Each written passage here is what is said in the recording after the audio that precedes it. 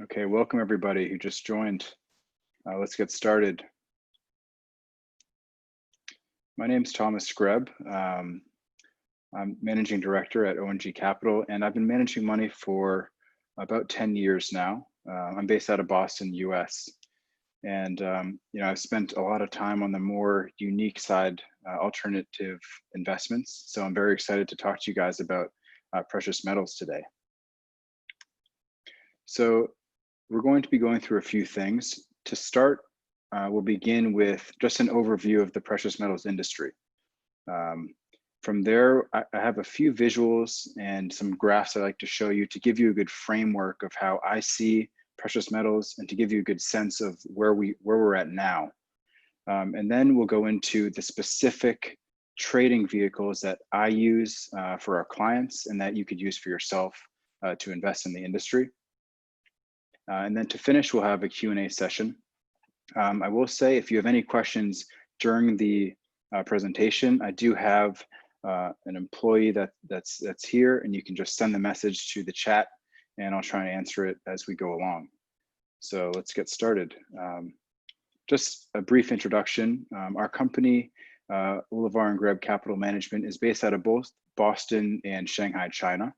We're registered with the SEC. And that means we're a fiduciary. So we have a legal obligation to act in the best interests of our clients, which in our opinion is very important. We deal mainly with executives, business owners, and some institutions and nonprofits as well. In addition to our in-house analyst team, we work very closely with BlackRock to provide really excellent research for our clients. And this is of course an online webinar, but we also hold a lot of offline events in Shanghai on a range of topics, from the status of the economy to the more specialty sectors like today on precious metals. So with that, let's get started. To begin, when I say precious metals, that's referring to gold, silver, platinum, palladium, and there's a few others on the non-investment side, but that generally represents precious metals. And as you can see with gold, for example, it's mainly used for jewelry and investment, but the others are mainly used for the more industrial side. So for the purpose of this session, I'm going to focus on gold and silver. However, I do have at the end, if you're interested in palladium and platinum, I do have a few funds that will give you access to that. So before we begin, I want to show you just a visual concept of what we're working with here in terms of gold and silver. On the right here, we have the total underground and above ground approximate value of gold based on today's prices. So it's about $12 trillion. Each block represents about 100 billion.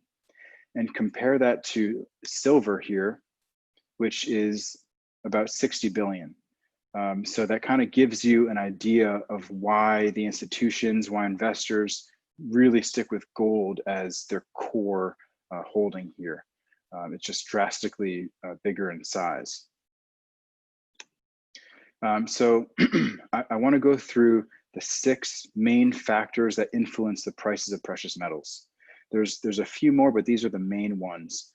So on the positive correlation side, we have inflation, central bank printing of money, and crises. So as these increase, the price of precious metals also increase in general. And the inflation and central banking printing is especially relevant right now with what's going on, as we'll go through later. On the other side, we have the inverse correlation. So that's the US dollar, interest rates, and stock markets. As they go down, precious metals tend to increase. Stock markets I have as a bit of a caveat, because not always are they inversely correlated, but as you'll see, for the most part, they're inversely correlated. And the bottom line here is that precious metals is still seen as a safe haven, particularly gold. So as there's a crisis, as there's more maybe devaluation of your dollar or your currency, gold tends to increase. So before going into the historical part, I want to go through what's happening today. Right now with COVID, there's been excessive market volatility. And this has led to governments, mainly the US, printing unheard of amounts of money. On the right here, we have a graph showing in blue the amount of money that the Federal Reserve, has been printing. And right now it's sitting at about $7 trillion. This is causing fears of inflation, which in turn, as you can see in orange, which is the price of gold, has almost immediately caused an uptick, a very sharp uptick in gold. In addition, in most recent news in the past couple of weeks, we're seeing major investors also jumping board. Warren Buffett, who has never touched gold before, just bought 20 million shares of Barrick, which is a gold miner. So we're seeing a lot of signs pointing towards precious metals potentially seeing a nice bull run, which is the reason for this seminar today. So as I mentioned, I want to show you guys how I look at the precious metals market to give you a nice framework when you're making your own investments. So this is the 100-year macro view of both gold and silver. For 50 years and before that, it's been flat. And the reason being is the major governments, US, Britain, they tied their currency to gold. So 1 unit of gold equals X units of currency. In 1930s, Britain got off that gold standard, as it's called. And in 1971, the US got off the standard. And as you can see, immediately the precious metal started increasing pretty drastically. So as some people would say, gold is getting overvalued compared to the dollar, but other people would say the dollar is now getting devalued compared to gold, mainly because of money printing. So just a caveat, I put here in gray, these are all the recessions that took place in the past 100 years. So I delved a little bit deeper into those recessions. And it's a question that a lot of clients ask, what's gold going to do in a recession or depression? So we went back to 1970s and charted out every major recession in the stock market since then. So as you can see, almost every time the performance of the S&P 500 compared to gold drastically outperforms. There is one caveat that I starred here, which is in the 1980s when gold dropped 46% during that recession. However, that was right after the 1970s, where gold had increased by 2,000%. So it was kind of due for a drawback. Another important thing to note is that in a recession, it's happened twice now, once in 2009 and again actually this year with COVID. Gold has dropped along with the stock market. But as we've seen in both cases, it very quickly rebounded. So it's something interesting to note. It's not always inversely correlated directly. Sometimes it does follow the market, but as we've seen, it does bounce back pretty quickly. Another note that I want to mention is silver. Silver does tend to do a bit more poorly compared to gold. It doesn't have as quick of a rebound in a crisis, but compared to the markets, it actually does do quite well. And if you're interested, I'm happy to show you some of the data on how silver performs in these scenarios. But in general, this shows, that investors across the board do see gold as a safe haven. So next, I want to show performance in the long run. So I have a graph here of gold, silver, the S&P 500, and the Dow Jones, the major stock market indexes. And this is, past the 1970s. And as you can see, on a price basis, gold here has done excellent, far outperforming both indexes and silver. But something very important that I want to show you is gold doesn't pay dividends. Silver doesn't pay a dividend. The S&P 500, the Dow Jones, they do. And if you were to reinvest those dividends back into buying the S&P or the Dow, here's what it would look like in black. So black is your performance had you reinvested all your dividends. And as you can see, it excessively is better returns than all all the indexes in gold and silver. So the bottom line, in my opinion, is that yes, gold has done extremely well over the past 30, 40, 50 years. However, stocks, bonds, real estate, everything else must be a core tenet of your portfolio because they do in the long run outperform, especially given the dividends. So next, another very common topic that comes up when we talk about precious metals is the relationship between silver and gold. So I mapped out a couple, 4 different scenarios to show you the relationship. In general, silver is very leveraged to gold at about a 2-to-1 ratio. That's an average. It could be more or less, but it's about 2-to-1. So as you can see in the 1970s, gold increased 2,000%, silver increased 3,000%. And it works on the way down as well. So when gold fell 60%, silver also dropped about 90%. And as you can see in the further examples, silver tends to move a lot more than gold. And as I'll go through later, that's one of the reasons why if you are to invest in silver, make it a smaller part of your overall portfolio compared to gold because it's very volatile. Another interesting note about silver is that it's really used in the global market. Almost 60% of it is industrial. So this is electronics, medical, antibacterial, automotive. And what that means is that during a stock market crash, when these companies that are using silver go down, silver follows and also underperforms because they're using the actual metal, as opposed to gold, where it's seen as more of an investment. So that's one reason why you want to hold a bit less gold. It does tend to underperform during a stock market crash.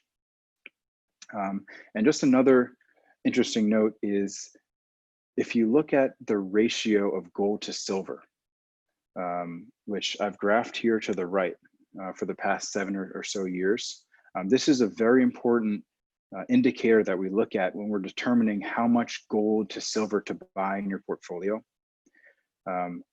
In the past couple months, silver has been extremely undervalued compared to gold. And this number here shows you how many ounces of silver can buy 1 ounce of gold. So as you can see here, it was very, very cheap. A lot more ounces of silver could buy 1 ounce of gold. And we actually started loading up on that for a lot of our clients due to historic, if you look at the past, very, very cheap. Unfortunately, it's now reverted to the mean a bit. And it's now around like the 70, 80 level. But when you're looking at whether to invest in gold and silver, look at that gold and silver ratio. It's a telltale sign of what's really going on in the metals. So for our next part, I want to show you exactly how we invest in precious metals for our clients and how the majority of investors do it. There's really 4 ways. There's physical, precious metal funds or ETFs. There's gold or silver miners. And then a less common, but also important one is derivatives. So this includes options and futures. And I still wanted to show you, even though it's a little less common. So to start with physical, this includes anything from jewelry, coins, gold bars. Of course, you own it, you physically own it, and it's in your possession, and it stores value. So that's a very good thing. But on the flip side, it's not liquid. You can't just sell it immediately, and it costs money to store it safely. So you have to pay storage costs, insurance costs, and lastly, we have buyer beware. I mean, there's a huge uptick in the sales costs. You're buying it from a third party. You need to be very sure that you're buying high quality metal. So our bottom line for physical is it's perfectly fine to buy it in small amounts. But if you're looking to invest in the sector at a wider scale, we would recommend going with the next couple options in the stock market. It's just very difficult to own a large amount of physical precious metals. So the second option is funds. We tend to use ETFs, and these are investments that track the price of gold or silver or the other precious metals. This is our go-to for the majority of our clients. It's very liquid. You can buy it on the stock market. There's a very low minimum investment. And the very important part is that most of them are backed by physical bullion. So when you buy shares of this fund, they are taking that money and actually buying bullion in a bank in London, New York, or somewhere. And if you are going through this route with the funds, it's highly recommended to buy one that is backed by physical bullion. Now, on the flip side, you do have to pay a fee, of course, for the fund. Now, realistically, if you were to buy it in physical, you would still have to pay the fees that I mentioned, from storage to insurance. So, this fee is generally warranted. The other downside is that should an emergency really happen, you can't obtain the actual metal. And some investors, this is a sticking point to some investors, but in general, these are our choice for majority investors. And I'll show you a few for each sector that we buy. So on the gold front, there's 4 main big ones. There's actually a lot more, but they're a bit smaller. GLD is our go-to, $75 billion fund, by far the largest. It does have a 0.4% fee. If you are buying and holding for the long term, IAU, which is iShares, might also be a good option.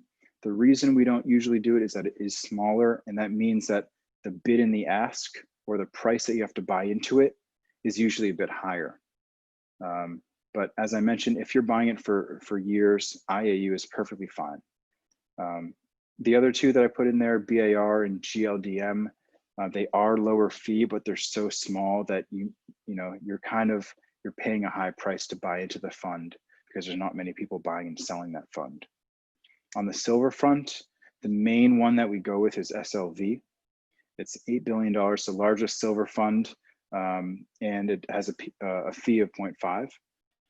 We don't usually touch SIVR, but I did want to show you just so you know that there are other options out there. And just as a side note, if you are interested in palladium or platinum, we don't really use it that much, although the prices have been increasing pretty greatly in the past couple of years. But I do have 2 funds there that are perfectly fine to use. They're a bit smaller, as you can see, than the other funds, but if you are interested in palladium or platinum, you can use those in your portfolio. So the third option, and this is a bit of an interesting one, is buying the miners. So these are companies that mine gold, mine silver, located all over the world, from Canada to Mexico to South Africa to Turkey. In general, there's 2 ways to go for this. There's either going the fund route or going the individual stock route. In general, we recommend going the fund route. So this would include, as you can see, the gold mining index and the junior gold mining index. So it's GDX and GDXJ. GDX, the gold mining index, buys the biggest gold miners. GDXJ buys the smaller ones. As you can imagine, the smaller ones are more risky. It's more volatile. So there's a higher risk to reward factor there. If you do choose to go to the individual mining route, you have Barrick Gold, which is the stock that Warren Buffett was buying, Newmont, Freeport. There's quite a lot of them. So on the pro side, these stocks are very liquid. You can buy it during the daytime, US hours, without any issues. There's a low minimum investment, and there is the potential for greater upside than the actual commodity itself. But one thing that investors don't usually talk about, if you ask someone, oh, how do I invest in gold? They will say, well, if you want really high returns, invest in the miners. But the one thing they don't really go through is what I'd like to show you here on the right, which is the long-term performance of these gold miners. So red here, we have the gold miners index, GDX, as I mentioned, and gold GLD here in blue. As you can see, there's a clear divergence here.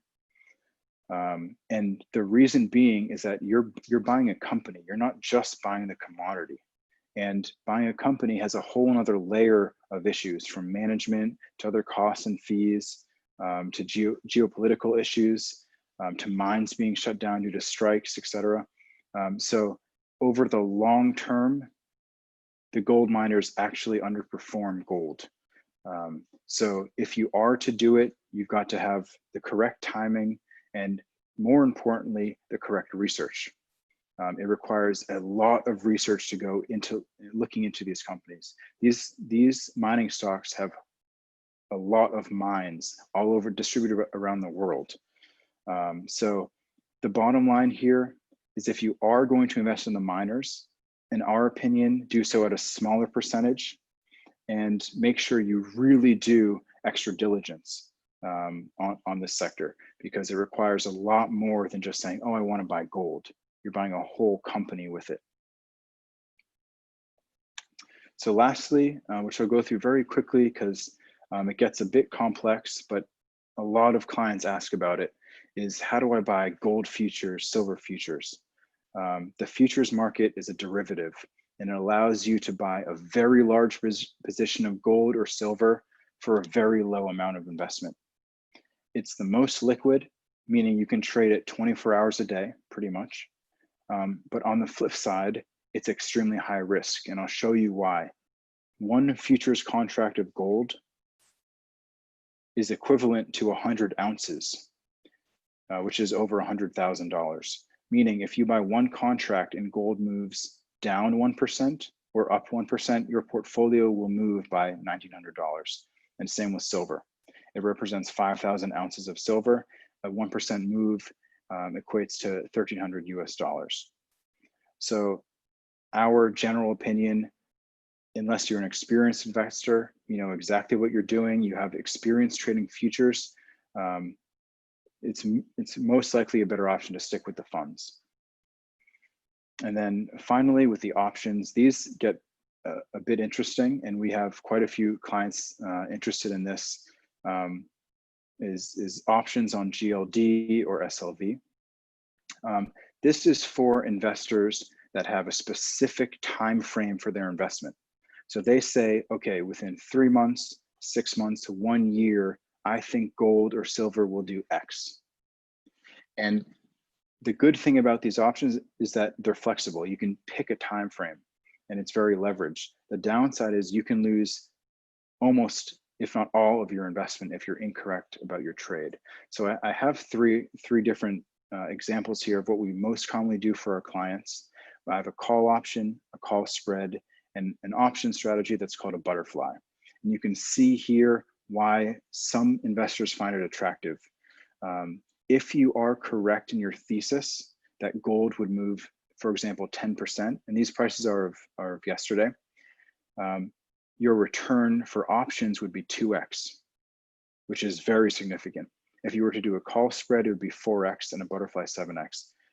But the major caveat here is you have to be precisely correct about your investment, and it has to work perfectly. If you are right, there's very nice returns. But the bottom line, similar to futures, unless you know what you're doing, unless you're a sophisticated investor and you have significant assets elsewhere, we recommend not really dealing with options. So with that, in summary, precious metals are a must in your portfolio. Not only does it diversify you, it hedges you from market events, crises that might affect your other positions. But it's very important to note that to remember the factors that do influence them. So government printing, like we're seeing right now, interest rates, they can have a major effect on the metals. So as I mentioned earlier, there's a lot of ways to invest. Each has their own pros and cons. Our go-to is the gold ETF, silver ETF, GLD, SLV. They're the best place to start. And remember, though, when you're thinking about how much you put into each metal, remember how volatile silver is and the leverage you see there. So it's very important to note. And lastly, if you are invested in looking into the gold miners, remember that over the long term, they actually don't perform that well. We do use it for clients over a short period of time. So right now, when you're seeing a big bull market, the gold miners are doing very, very well. But just remember that chart, and I'll send everyone the PowerPoint afterwards. In the long run, they do tend to underperform. So bottom line here, remember to diversify. As we've seen this year, the markets are very unpredictable. Do your own research, work with an advisor, build a portfolio of global stocks, global bonds, real estate, commodities, cash. And the main goal, we are a pretty conservative, minded company in general, but the main goal here is to make sure that no matter what happens in the market, your portfolio and your nest egg is protected. So I hope you guys found this valuable here, and I'm happy to take any questions. Should you have questions that you'd like me to answer offline, I'd be happy to help. We've been managing money for quite some time, and we have a really great team working with BlackRock on managing our clients' wealth. As I mentioned, we are one of the only fiduciary advisors. And if you are working with an advisor, make sure to ask them about the fiduciary question. It's very important. Our style is in our go-to is to open individual accounts for our clients. We're not a fund. This maximizes client security. It's your own account, and it's much more flexible. We can build a customized portfolio for you instead of putting you in a generic type of template fund. And we're very transparent. Our fee structure is regulated by the U.S. SEC, and it's one of the strictest in the world. So with that, I will start to take your questions.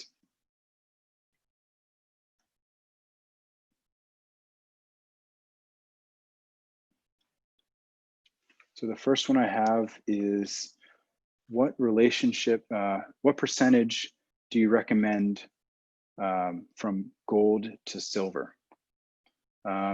This definitely depends on the investor. In the past couple of months, we were allocating quite a bit more to silver, but in general, the baseline is about 80-20 is what we do, or maybe 75-25%. So 80% gold, 20% silver. When silver was that cheap, we were going more towards 30-35% silver, but at this point, I would stick with the baseline of 80-20. Next one is, what percent of gold should I have in my portfolio? This is also very dependent on your situation, but our baseline, I would say, is about 5 to 10%. Some people say you want less than 5. Some people say you want over 10 or 15% even. But I found that it really depends on your risk for appetite and the current economic situation. Right now, we're doing about 10%, even more for some clients, just because the amount of money that's being printed is significant, in our opinion. So, but yeah, the 5 to 10% range is, I would say, is prudent. Also, making sure that you are investing in global stocks, bonds, real estate, and other investments as well.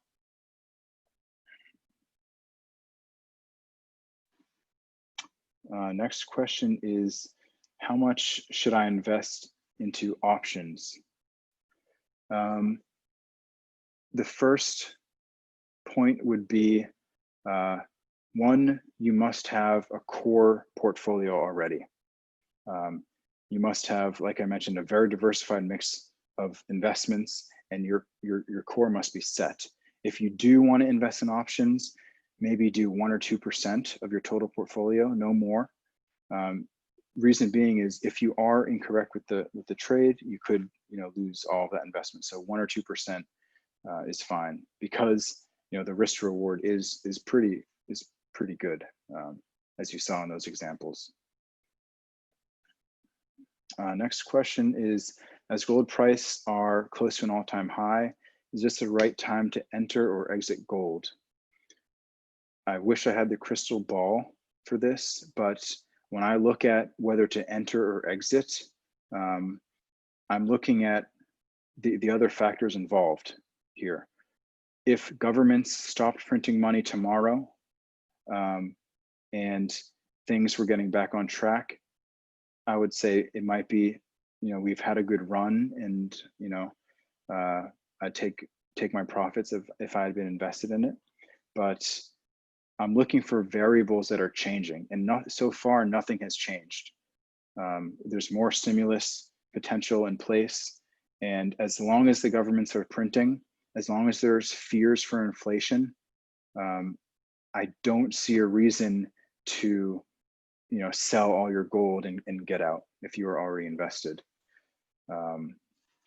But in the last caveat is, no matter what you decide to do, make sure it's balanced. Don't be over 20-30% in gold. If you are, it's probably okay to sell that off. Make sure you do have a balanced mix there.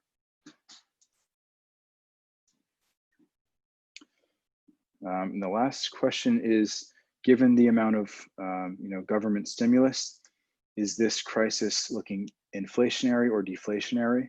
That's a great question. When you look back into history in the past couple hundred years, in general, money printing, whether it's Weimar, Germany, or Venezuela, when they start printing money, that just equals inflation. But the most important thing to look at is, what are prices doing in the country or the global economy. And if the prices are going down, if it's a deflationary environment, money printing doesn't necessarily mean that you're looking at an inflationary type of crisis. So as of now, I would say that the balance is actually pretty good. There's no indication of whether it's going to for sure be inflationary or deflationary. Prices are dropping drastically, especially in the US, as companies are getting hurt pretty badly. So this money printing that's happening is actually offsetting that. And as long as it's just offsetting that and they find the balance, they could see a nice deleveraging happening. Now that's a great question.